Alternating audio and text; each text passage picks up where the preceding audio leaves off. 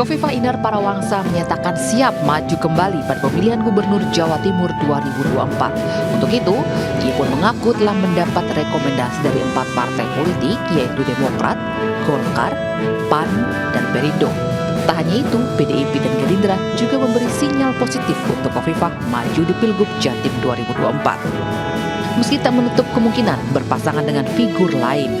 Namun saat ini ia mengaku tengah berkomunikasi dengan partai politik pengusung agar dapat berduet kembali dengan Emil Dardak.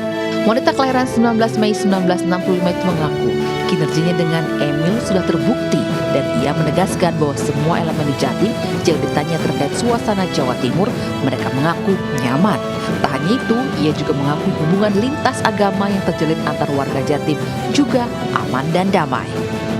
Berbagai penghargaan telah diraih Khofifah saat menjabat sebagai Gubernur Jawa Timur periode 2019 sampai Februari 2024. Tentu keberhasilan ini layak untuk dilanjutkan kembali.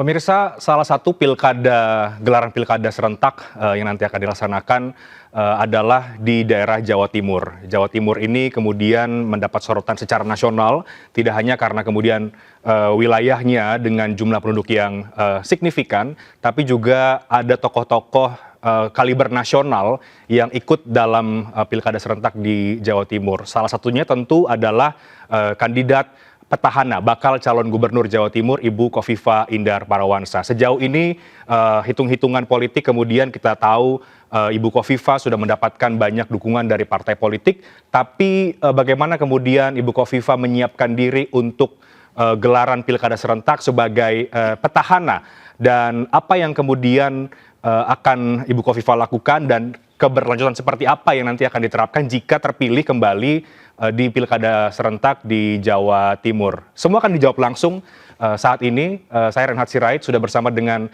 Ibu Khofifah Indar Parawangsa. Bu Khofifah, apa kabar? Ya, baik. Terima kasih Bu Khofifah sudah hadir di Ainis Tower pada hari ini. Kabar baik ya Bu ya? Alhamdulillah, semuanya baik, sehat. Bu Khofifah, saya ingin mulai dari dinamika politik terlebih dahulu ya Bu ya, dalam rangka menuju ke pilkada serentak Pilgub di Jawa Timur. Tadi sudah saya singgung di awal bahwa Ibu sejauh ini mendapatkan banyak dukungan dari partai politik ya. Ada Golkar, ada Gerindra, ada PAN, ada Partai Perindo juga di sana dan ya, Demokrat. Partai Demokrat dan mungkin akan ada masih banyak yang kemudian sekarang melakukan komunikasi politik dengan Ibu Khofifah. Modalnya sebetulnya sudah sangat besar ini Bu di atas kertas. Ini sudah cukupkah untuk Ibu Khofifah atau proses ini masih terus berlangsung? Tentu komunikasi akan terus kita bangun. P3 sudah mengeluarkan rekom Khofifah Emil, tapi baru untuk DPW Jawa Timur. Oke. Jadi DPW Jawa Timur sudah, dan beberapa partai lain kita juga membangun komunikasi. Pada dasarnya kita ingin memaksimalkan seluruh energi positif yang dimiliki oleh kekuatan Jawa Timur. Karena kemudian cukup banyak partai politik yang sudah menyatakan dukungan, bagi Ibu Khofifah sendiri, ini maknanya apa? Ada proses yang sebetulnya kita bangun keberseiringan selama ini. Jadi semua kekuatan partai, sosial, ekonomi, semualah elemen strategi selama ini kan kita berseiring, kita bersinergi, kita berkolaborasi. Bahwa kemudian masing-masing partai tentu punya garis afiliasi, terutama dengan keputusan-keputusan DPP partai masing-masing kita tentu sangat menghormati. Tapi ada yang kemudian keberseiringan itu sudah memberikan satu dukungan eksplisit gitu. Kalau partai pasti mereka punya garis partai yang kemudian memberikan rekomendasi tertulis P1 KWK yang nanti untuk ke KPUD. Tapi bahwa elemen-elemen lain, apakah elemen seniman misalnya, elemen olahragawan, elemen-elemen yang lain, mereka sudah memberikan dukungan, deklarasi, dan seterusnya. Jadi ini sebetulnya adalah social capital yang luar biasa yang dimiliki oleh Provinsi Jawa Timur, yang tentu ini tidak bim salah bim. Ini ada proses yang kita bangun cukup lama, dan terutama pada 5 tahun terakhir saat saya dan Mas Emil mendapatkan mandat sebagai gubernur dan wakil gubernur Jawa Timur pada periode kemarin. Jadi di satu sisi partai politik memberikan banyak dukungan, tapi social capital yang lain juga memberikan dukungan itu. Anda mau mengatakan begitu? Ya, keberseiringan ini menjadi sangat penting. Karena kekuatan strategis di Jawa Timur ini kan grassroots society juga luar biasa, pedagang-pedagang kaki lima juga luar biasa, petani nelayan juga luar biasa, sektor buruh itu juga luar biasa, karena industrialisasi di Jawa Timur termasuk yang cukup menurut saya bahkan cukup di depan di antara provinsi yang lain. Misalnya industri manufaktur di Jawa Timur per Mei ini sudah tembus 35%. Sementara target nasional di 2045 itu 30%. Target nasional di 2045 30%. Jawa Timur per Mei tahun ini sudah 35%. Maka sektor industri, pelaku usaha, para investor dan terutama adalah karyawan buruh juga menjadi kekuatan yang luar biasa. Bersama-sama kita bangun Jawa Timur ke depan. Kalau kita membaca juga demografi politik di Jawa Timur, tentu Ibu Khofifah juga sudah sangat memahami ya, ada daerah-daerah tertentu ya, ada Madura, ada Tapal Kuda, ada Mataraman dan lain-lain gitu. Artinya kan selain kemudian modal politik dari partai, tapi di kalangan grassroots juga sangat penting begitu. Kita tahu Ibu Khofifah dikenal juga sangat kuat di kalangan grassroots. Bagaimana komunikasi dengan di kalangan grassroots dari semua elemen ya Bu ya, dari semua kalangan lah begitu, tidak hanya kemudian social capital saja. Relatif ada pendekatan-pendekatan secara spesifik harus kita lakukan, tidak semuanya sama. Jadi pendekatan pembangunan memang menurut saya harus asimetris, nggak bisa semua digeneralisir.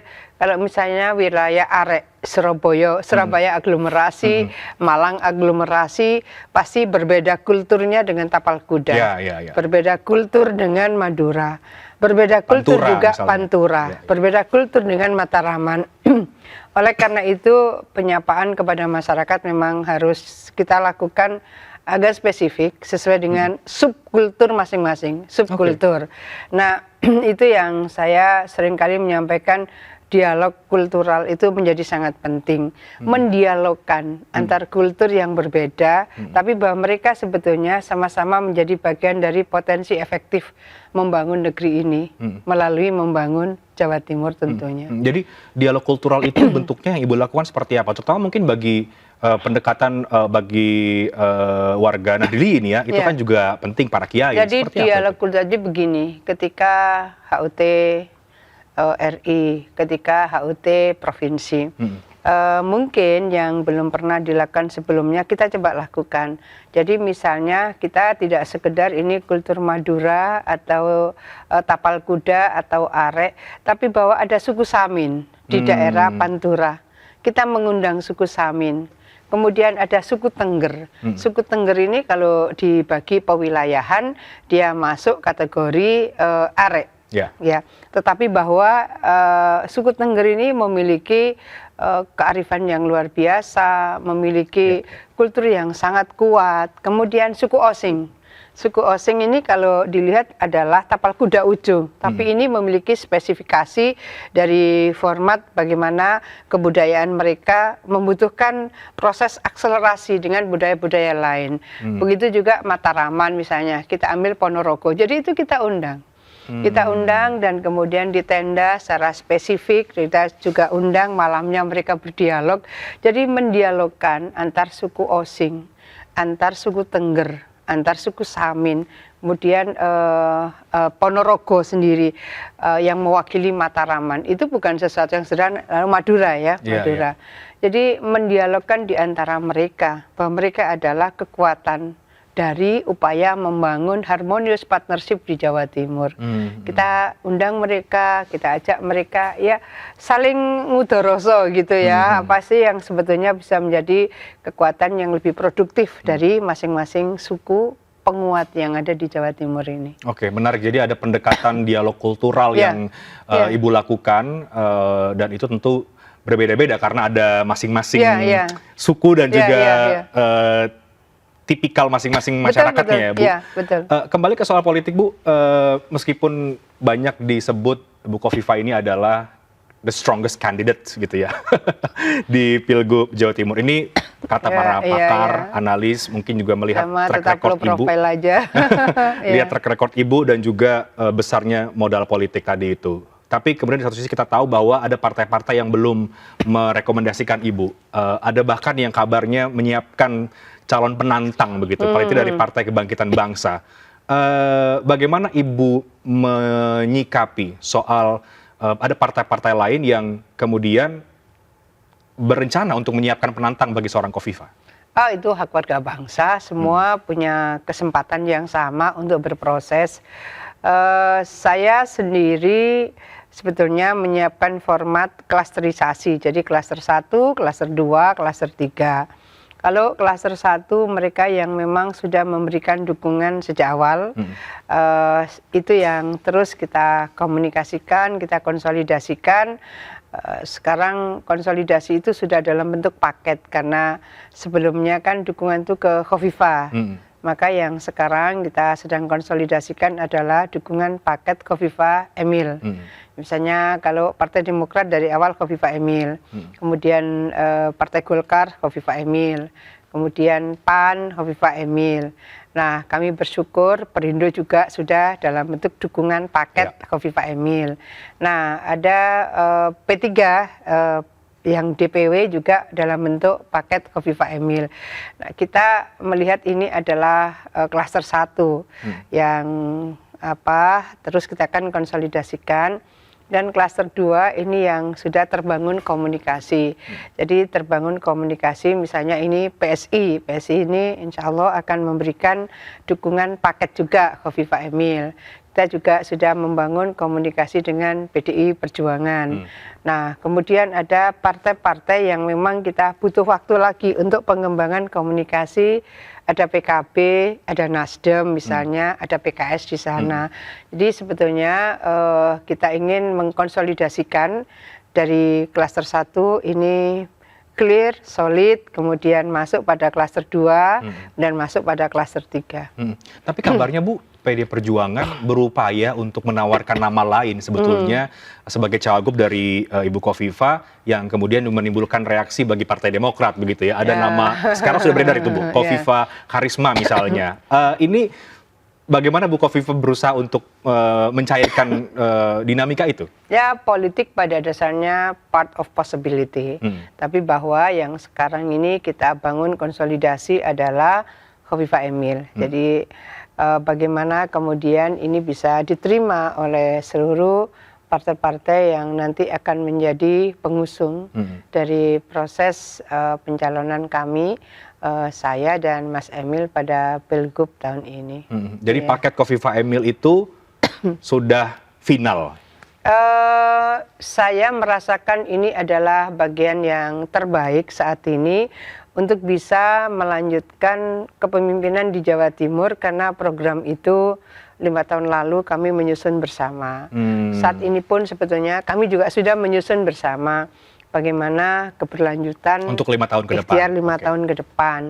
Untuk konsultan politik juga kami sudah membreakdown bagaimana proses untuk bisa lebih berkemajuan, lebih hebat, lebih memberikan tetesan kesejahteraan yang lebih besar, itu juga sedang kita maksimalkan untuk menjadi bagian dari yang bisa kita tawarkan kepada masyarakat Jawa Timur, bahwa kami hadir dengan konsep-konsep yang insya Allah secara programatik, secara sistemik bisa memberikan dampak yang lebih berkemajuan dan memberikan tetesan kesejahteraan lebih signifikan lagi ke depan. Oke, nanti saya akan tanya soal bagaimana kemudian program yang sudah disiapkan 5 tahun ke depan oleh paket Kofifa Emil. Tapi sebelum itu, Bu Kofifa, bagi Anda sendiri saat ini kan maju kedua kali sebagai petahana, meskipun dalam track record Bu Kofifa di Pilgub Jawa Timur sudah cukup panjang ya Bu ya.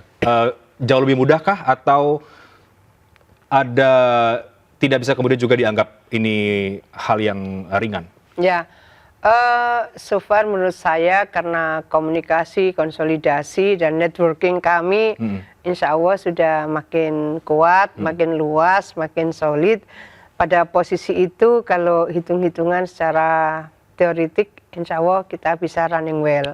Tapi saya selalu menyampaikan kepada tim di lapangan bahwa kita tetap harus waspada dan kita harus kerja keras dan terukur. Selalu saya menyampaikan bahwa kita harus waspada, kerja keras dan terukur. Jadi jangan terlena juga ya Bu ya. Iya, Bu, tapi kalau kemudian proses komunikasi itu masih dilakukan dengan partai-partai yang belum memberikan rekomendasi seperti Nasdem, PKS, PKB bahkan PD Perjuangan, kalau ini kan politik dinamis ya Bu ya. Kalau kemudian semuanya memberikan dukungan melawan kota kosong atau bagaimana Bu? Kita akan tetap memaksimalkan ikhtiar ini. Jadi saya harus mengajak kepada seluruh tim bahwa kita tetap harus low profile dan waspada. Baik, Bu, kita break terlebih dahulu ya Bu Khofifah. Usai jeda saya akan tanya keberlanjutan seperti apa yang akan diterapkan oleh pasangan Khofifah Emil Dardak jika nanti terpilih, apa yang baru yang berbeda dari kepemimpinan sebelumnya. Tapi kita break terlebih dahulu, One on One akan segera kembali sesaat lagi.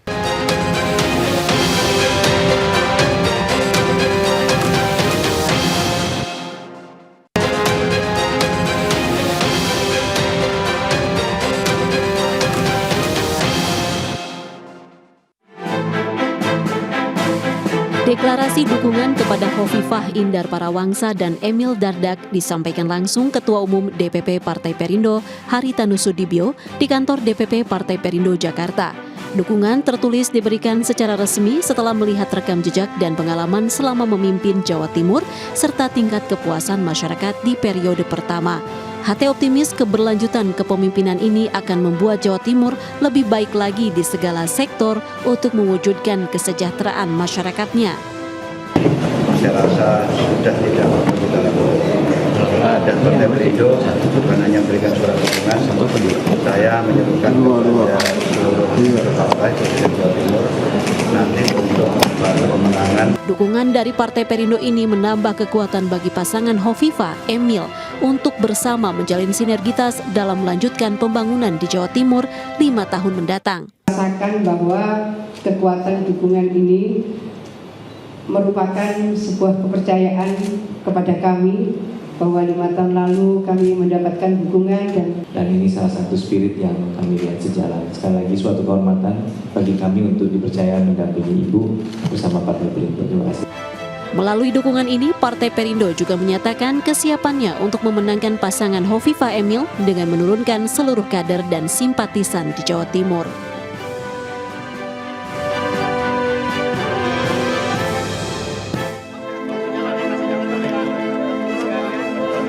Ketua Umum Partai Golkar Erlangga Hartarto mengumumkan Golkar telah memberikan surat rekomendasi untuk mantan Gubernur dan Wakil Gubernur Jawa Timur Khofifah Indar Parawangsa dan Emil Dardak untuk bertarung kembali dalam Pilkada Jawa Timur. Pertimbangan Partai Golkar diantaranya kepemimpinan keduanya yang dinilai sukses memajukan Jawa Timur. Juga dukungan yang diperoleh Partai Golkar selama pemilu legislatif dan pilpres lalu. Pasangan Khofifah Emil Dardak sebelumnya telah mengantongi surat rekomendasi pencalonan dari Partai Demokrat. Rekomendasi dari Partai Golkar diumumkan setelah dilakukan pertemuan antara Ketua Umum Partai Golkar Erlangga Hartarto dengan Khofifah dan juga Emil.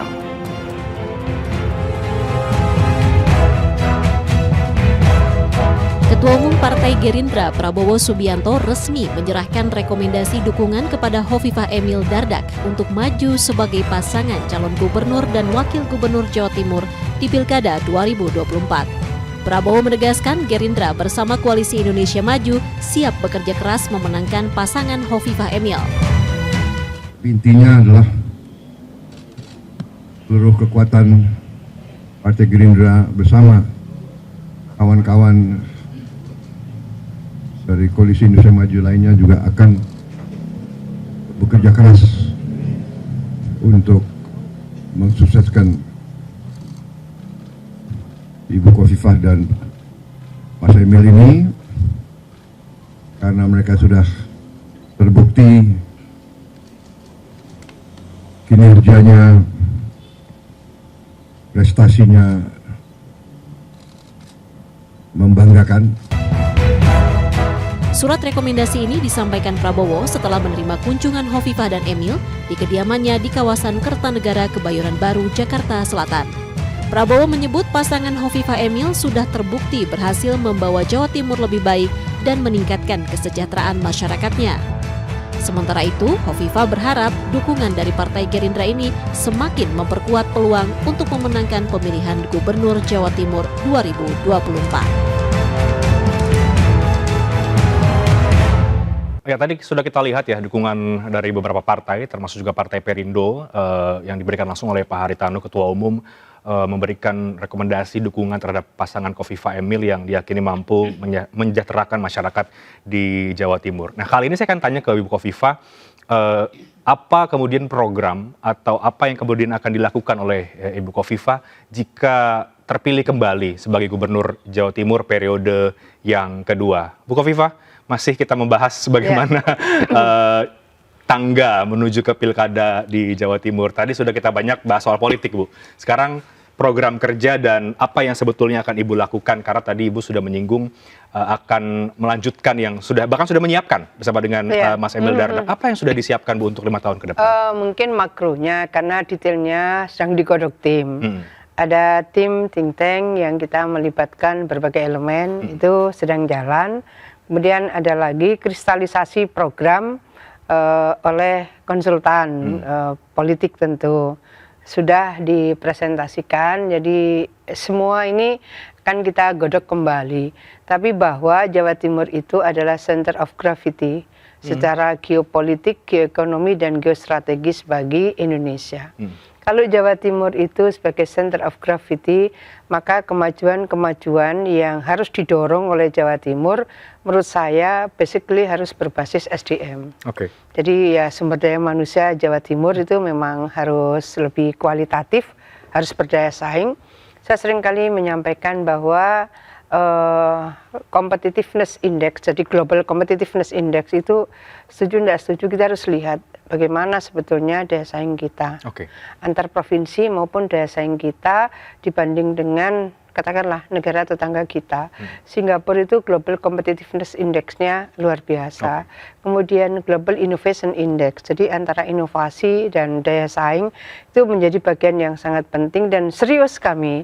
Karena seriusnya itu untuk PIM 2, jadi LAN itu saya secara khusus minta kepada pimpinan LAN, Lembaga Administrasi Negara, bahwa PIM 2 di Jawa Timur kami mohon diberi kesempatan untuk peserta boleh studi banding ke Singapura dan Malaysia. Silakan mereka yang menentukan pesertanya, mau kemana, mau di sektor apa. Basisnya adalah data ini, kira-kira saya menyampaikan begitu. 1 soal daya saing, 2 soal inovasi.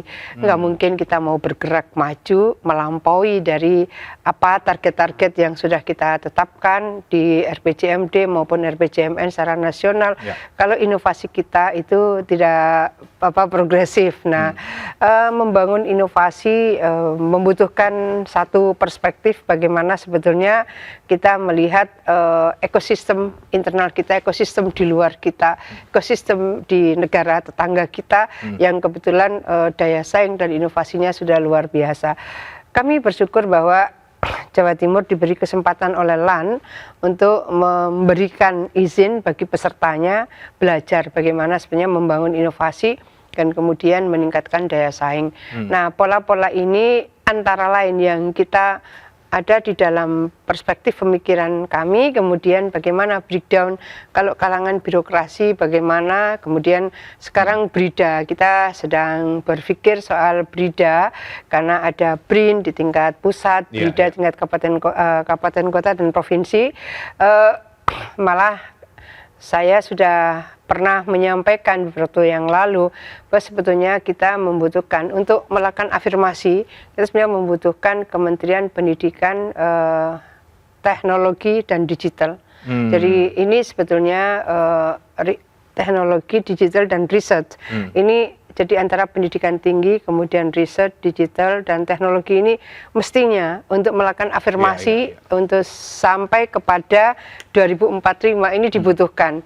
Sehingga spesifikasi untuk melakukan inovasi-inovasi itu memang ada lembaga yang secara khusus, misalnya sekarang kalau inovasi di bidang apa, sektor pertanian misalnya, inovasi sektor apa, perikanan misalnya, inovasi di bidang apa, mungkin alutsista misalnya, itu memang membutuhkan kelembagaan yang menurut saya itu harus terkoneksi dengan perguruan tinggi. Jadi kalau sekarang ada BRIN, maka inovasi di perguruan tinggi relatif kemudian programnya tersedot ke BRIN. Nah, perguruan tinggi ini kan pikiran-pikirannya unlimited, inovasi-inovasinya tidak boleh kemudian tidak tumbuh, tidak berkembang, dan akhirnya produk-produk dari riset mereka tidak terkoneksi dengan dunia industri misalnya. Ini yang pernah saya sampaikan beberapa waktu yang lalu, karena menurut saya untuk menuju 2045 memang ada kebutuhan untuk bisa memberikan ruang, ada lembaga pendidikan tinggi ini memang harus mendapatkan ruang khusus yang terkoneksi dengan riset, terkoneksi dengan teknologi, terkoneksi dengan dunia digital. Dan untuk itu misalnya Pemprov Jawa Timur ini kami bersyukur bahwa kita bisa mendapatkan kepercayaan dari King's College London. Dari King's London insya Allah September ini sudah mulai pembelajaran dimulai. Rekrutmennya Maret kemarin sudah dilakukan untuk apa? Untuk digital future. Digital future. Kemudian 100% masih tenaga pengajarnya dari King's London. Lalu untuk WSU, jadi Western Sydney University, menurut Mas Nadiem Mendikbud bahwa ini S1 pertama di Indonesia. Saya pun izin dengan perguruan tinggi swasta. Sama sekali ini bukan kompetitor perguruan tinggi swasta di Jawa Timur, karena kami ingin memberseiringi dengan tingginya industri manufaktur di Jawa Timur. Kita butuh SDM dengan spesifikasi ini. Apa itu digital innovation? Jadi yang satu digital innovation untuk S1, yang satu digital future untuk S2.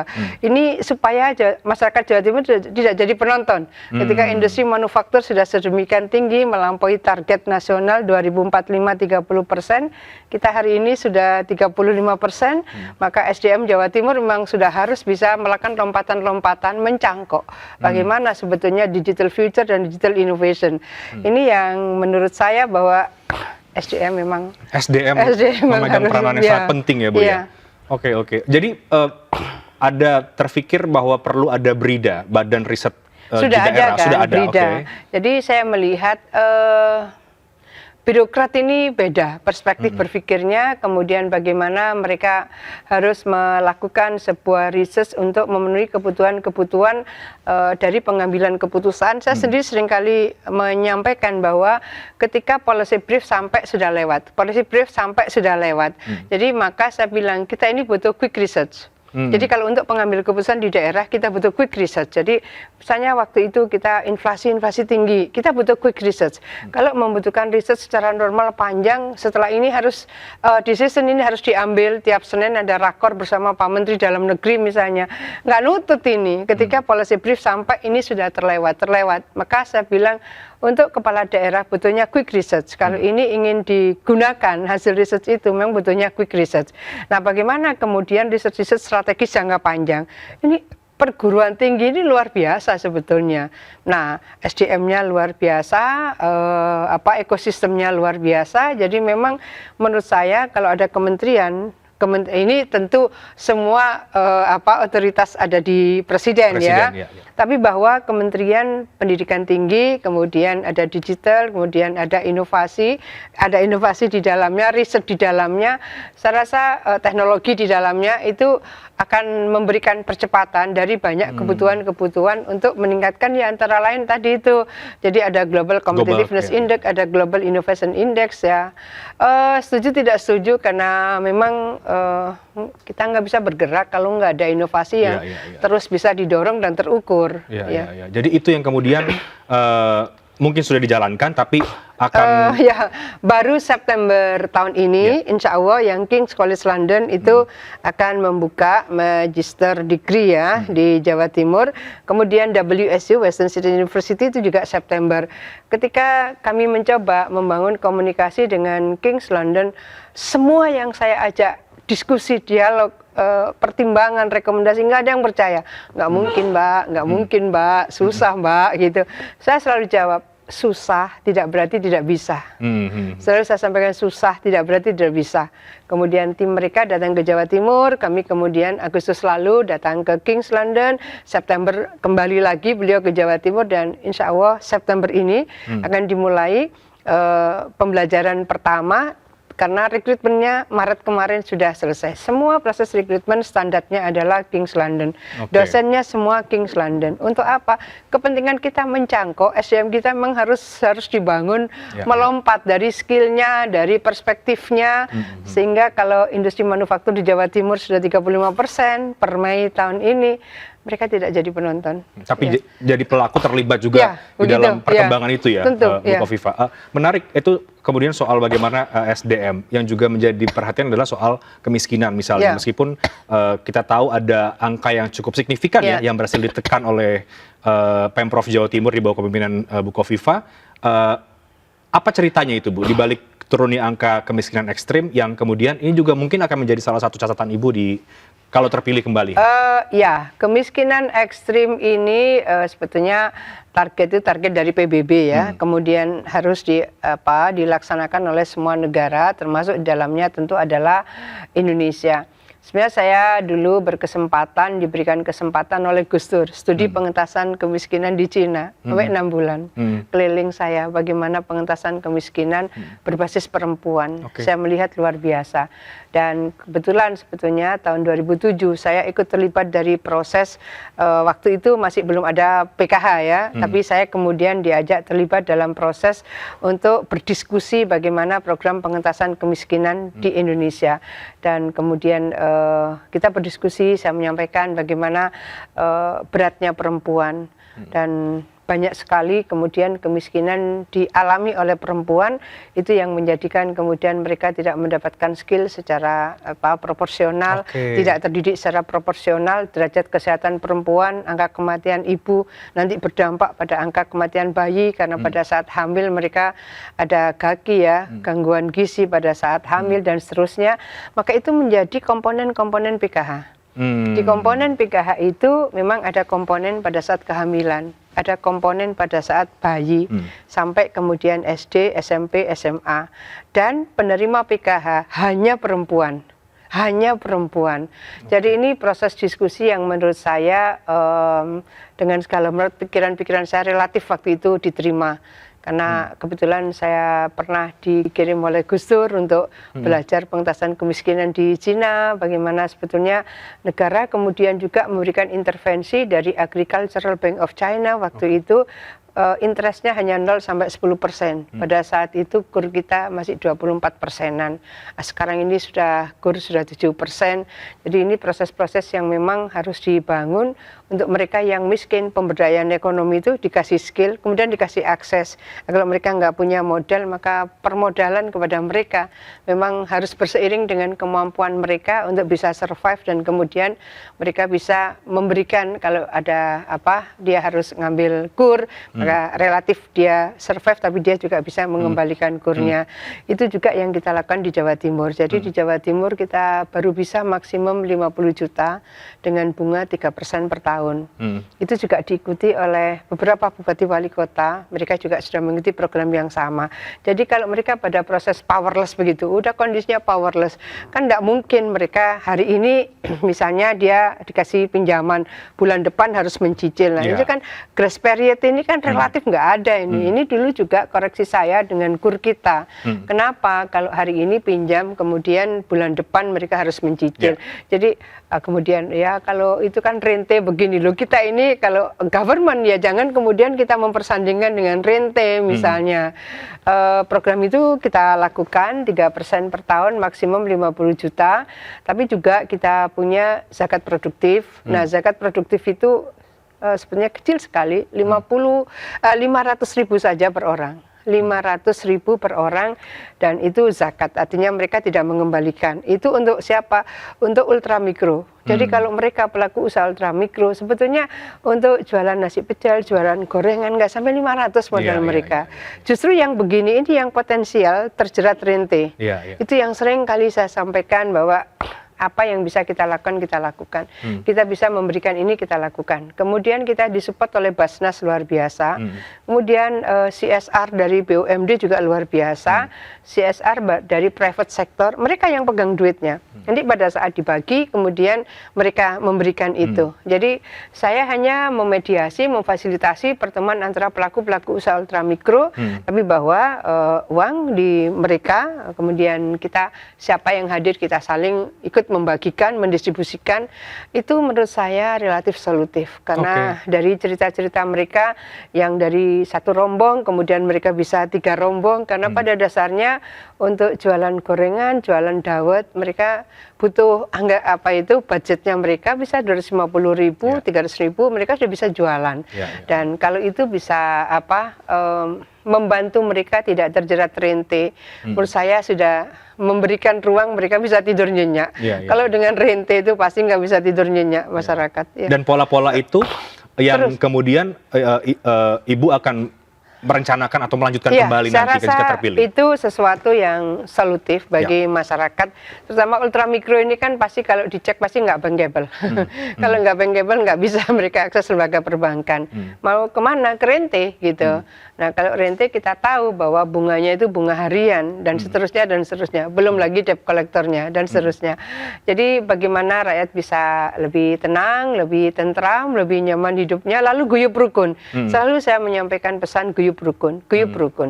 Jadi itu menurut saya menjadi bagian penting bahwa PR di negeri ini nomor 1 persatuan, nomor 2 persatuan, nomor 3 persatuan. Jadi tiga-tiganya persatuan begitu karena harus guyup rukun. Guyup rukun itu menjadi keyword menurut saya. Bu Kofifa, kita jeda terlebih dahulu ya. Kita masuk nanti ke segmen terakhir juga. Saya akan lanjutkan obrolan kita dan juga apa yang sebenarnya belum selesai yang Ibu dalam kepemimpinan sebelumnya dan kemudian akan ingin dituntaskan jika terpilih lagi di periode yang kedua. Tapi kita break dulu ya. Kami akan segera kembali sesaat lagi.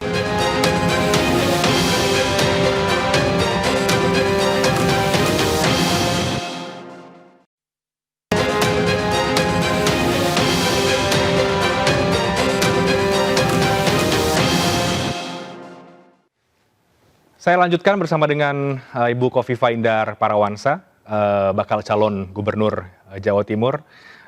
Kita sudah bicara banyak ya Bu ya, dari mulai politik, kemudian program apa yang akan Ibu, keberlanjutan seperti apa yang akan Ibu lakukan. Tapi dari semua yang sudah kepemimpinan sebelumnya, apa yang menurut Ibu, Ibu rasa belum tuntas sebenarnya dan itu yang kemudian menjadi PR sendiri bagi Anda untuk menuntaskan? Proses ini kan ini masih kurang lagi.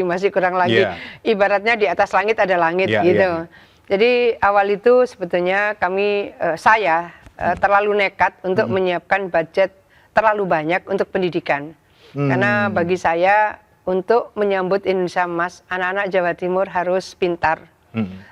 Saya setiap ketemu kan untuk provinsi itu kita mengkoordinasikan SMA, SMK, SLB. Nah, kalau ada penerimaan siswa baru SMA, SMK selalu saya sampaikan mereka adalah VVIP. Pada kepala sekolah saya bilang, saya menyampaikan Kacapdin, kepala dinas, very very important person ke depan itu adalah mereka. Didik mereka dengan baik, bangun harmonious partnership. Selalu saya menyampaikan mereka harus terbangun harmonious partnership. Kita dulu kan punya Nawa Bakti Satya, dari 9 itu ada Jatim Harmoni. Keberagaman di Jawa Timur luar biasa, oleh karena itu harus dibangun harmonious partnership. Bagaimana kemudian harmonious partnership harus dibangun di antara mereka, ya dari mulai kecil sebetulnya. Dari mulai PAUD, TK, dan kemudian karena untuk SMA, SMK, SLB itu Pemprov, maka kepada mereka saya menyampaikan pada guru-guru, pada kepala sekolah, mereka adalah very very important person. Bagi saya mungkin berbeda dengan semua orang lah. Kita cerita 2045 Indonesia Emas, mereka lah yang harus kita siapkan. Bukan hanya mereka secara academic achievement mereka bagus, tapi mentality juga bagus. Tapi kemudian bagaimana karakter mereka. Nah, karakter mereka Indonesia ini Bhinneka Tunggal Ika. Jangan lupa Bhinneka Tunggal Ika terlahir dari Jawa Timur, artinya dari Mojopahit, dan Mojopahit itu epicentrumnya di Jawa Timur. Maka program untuk bisa membangun harmonious partnership, toleransi, moderasi itu harus inherent dari proses pendidikan, ya dari toddler ya, toddler, PAUD, tapi kan karena koordinator ya secara kewenangan untuk provinsi itu kan SMA, SMK, SLB. Jadi selalu saya menyampaikan itu kepada guru-guru, kepada kepala sekolah, kepada Kacapdin, kepada kepala dinas bahwa membangun karakter menjadi sangat penting. Academic achievement menjadi sangat penting. Apa yang kemudian kita peroleh, tentu terima kasihnya kami di Jawa Timur kepada para siswa, orang tua murid, para guru, kepala sekolah adalah bahwa tingkat kediterima siswa dari Jawa Timur di antara semua provinsi di Indonesia, baik yang berbasis tes maupun ini tes, saya nggak tahu sudah keluar apa belum, tapi yang tanpa tes itu Maret kemarin udah keluar, kita 5 tahun berturut-turut tertinggi. Anak-anak Jawa Timur yang diterima perguruan tinggi negeri tanpa tes tertinggi. Mungkin hari-hari ini sudah pengumuman untuk yang dengan tes. 4 tahun sebelumnya kita juga tertinggi. Jadi apa yang sebenarnya kita harapkan dari bibit-bibit yang berkualitas ini, kita harapkan merekalah pemilik masa depan bangsa, merekalah menjadi pemimpin-pemimpin bangsa ke depan. Secara kualitatif, akademik achievementnya bagus, karakternya bagus, dan mereka memiliki jiwa yang akan membangun harmonious partnership. Selalu saya sampaikan harmoni, partnership. Jadi kita tidak akan besar kalau kita tidak bergandengan tangan yang satu dengan yang lain. Jadi harmoni tadi itu ya, harmoni, Bu ya. Sejalan dengan tadi Ibu katakan persatuan, betul, agar jangan sampai kemudian persatuan ini justru menjadi pecah atau digunakan untuk hal-hal yang tidak tepat begitu, kan, Bu. Ya, itu kan tidak bersatu, kan kita bersatu dalam sebuah negara kesatuan Republik Indonesia. Bagaimana kebersatuan kita? Tentu sebagai sebuah negara parameternya adalah NKRI. Tapi sebagai provinsi secara regional parameternya adalah Jawa Timur. Bagaimana kebersatuan di Provinsi Jawa Timur? Bagaimana kebersatuan di provinsi-provinsi yang lain tentu. Nanti dia akan menjadi embrio bagaimana kebersatuan di negara kesatuan Republik Indonesia. Nah, itu kan harus dibangun karakter masing-masing individu, masing-masing keluarga.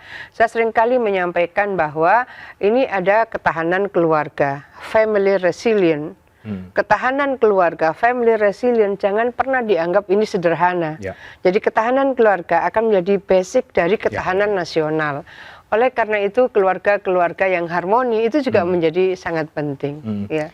Bu Kofifa, sedikit kembali soal politik ya Bu. Kembali bahwa ini kan ada banyak yang kemudian mendukung Ibu Kofifa. Ada bahkan mungkin akan bertambah begitu. Tapi kita juga melihat dari sudut pandang kritis ya. Banyak kemudian yang menilai semakin banyak dukungan juga sejalan dengan soal politik balas jasa misalnya. Soal banyak kepentingan di sana. Bagaimana Ibu menyikapi soal persepsi tadi itu bahwa ya kalau koalisinya gemuk besar itu ya kepentingannya juga banyak. Oh ya, mungkin kalau itu di tingkat nasional ada maaf menteri gitu kan ya. Tapi kalau di provinsi kan tidak ada itu. Jadi mungkin bisa ditanya kepada partai-partai yang kemarin sebetulnya tidak mengusung Khofifa Emil. Kami berseiring bersama-sama dalam banyak program. Jadi pada dasarnya mereka yang memiliki konstituen besar, mereka juga punya hak untuk bisa menyapa, tentu dengan kapasitas lebih besar, karena memang di Undang-Undang MD3 itu dimungkinkan mereka bisa menyapa konstituen mereka. Nah, pola-pola seperti ini yang penting dibangun keberseiringan, ada understanding di antara semuanya. Nah, saya seringkali menyampaikan kalau ada mutual understanding, maka kemudian ada mutual respect. Ada mutual trust. Trust ini persoalan yang tidak sederhana. Jadi kalau ada mutual understanding, ada mutual respect, ada mutual trust. Jadi kalau ada trust satu dengan yang lain, maka sesungguhnya kalau ada ya mungkin sensitivitas tertentu gitu, mereka akan ya insya Allah Bu Khofifa nggak gitulah, kira-kira seperti itu. Jadi kalau di level daerah tuh nggak ada itu koalisi besar kemudian kepentingan-kepentingan itu tuh menurut Anda tidak 5 tahun kemarin saya rasa kita bisa membangun equality ya di antara seluruh kekuatan, insya Allah terbangun. Jadi bukan karena ini mendukung, ini tidak mendukung, ini pengusung, ini bukan pengusung. Saya rasa itu akan selesai pada saat proses diumumkan di KPUD. Karena setelah diumumkan di KPUD, Maka kalau dia bupati, ya bupati seluruh daerahnya, wali kota seluruh daerahnya. Kalau dia gubernur, juga gubernur seluruh provinsinya. Kira-kira posisinya seperti itu. Jadi sangat penting dibangun mutual understanding, mutual respect, dan mutual trust. Harus ada trust. Kalau nggak ada trust ya, saya rasa kemungkinan dinamikanya bisa agak dalam gitu ya. Oke, Bu, kalau di beberapa daerah ya sejauh ini kan kita lihat masih ada irisan pasca pilpres ya, koalisi antara koalisi Indonesia Maju misalnya dengan koalisi-koalisi yang lain. Tapi kalau di Jawa Timur banyak dilihat bahwa ibu ini adalah titik temu dari semua antar partai dan juga koalisi.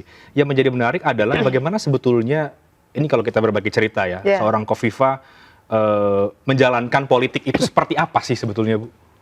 Jadi kalau ada, tadi saya sebut, ada understanding, ada respect, ada trust. Itu menjadi penting untuk membangun sebuah ekosistem di mana saja.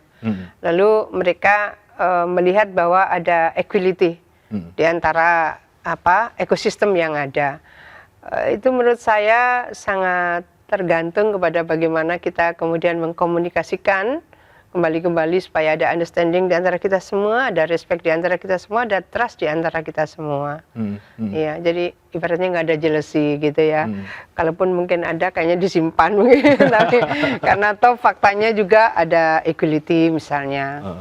Jadi buat seorang Khofifah politik itu ya tadi ya saat jeda kita juga bicara ya, mengalir saja begitu ya, Bu, atau bagaimana? Ya, saya diajarkan guru saya, Prof. Ramlan Surbakti, pada dasarnya politik itu adalah proses pengambilan keputusan.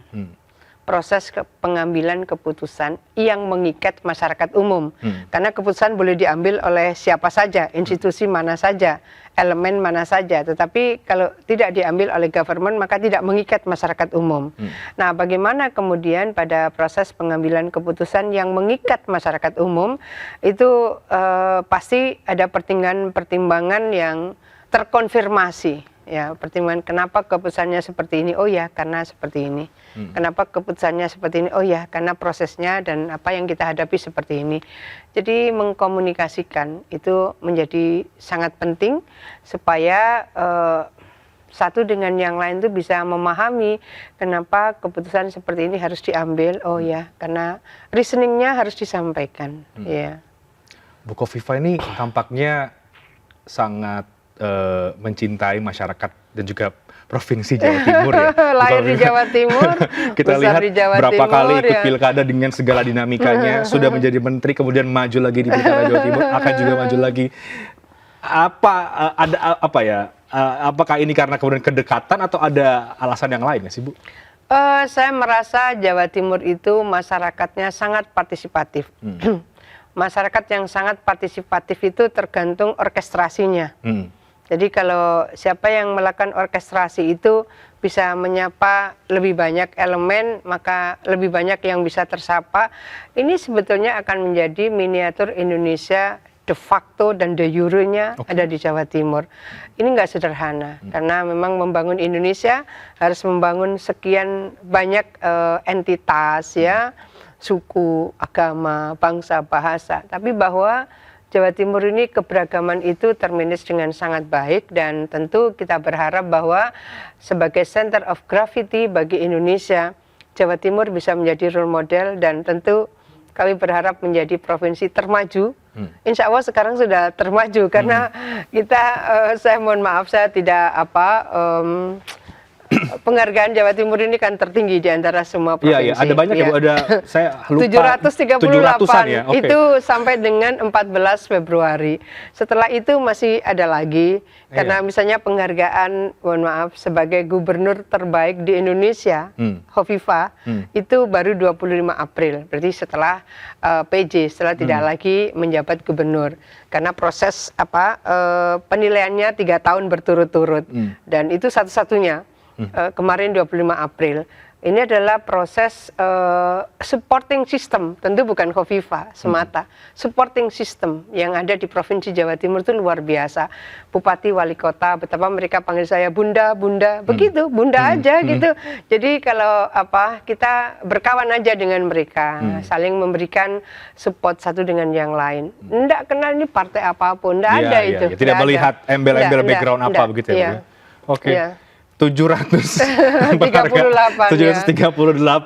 Saya yakin mungkin Ibu Khofifah juga tidak ingat semuanya itu ya 700 itu. Tapi apa yang paling berkesan di antara 700-an penghargaan itu, Bu? Tentu karena ini diberikannya juga setelah saya selesai melaksanakan tugas di 25 April Hari Otoda. Sebenarnya penghargaan dari Presiden, tapi yang menyerahkan Pak Menteri Dalam Negeri sebagai gubernur terbaik di Indonesia. Kembali bukan karena Khofifah, tapi ekosistem sudah terbangun sedemikian baik untuk Provinsi Jawa Timur. Jadi itu yang cukup berkesan ya bagi Bu Khofifah. Apa yang artinya apa bagi Ibu secara pribadi?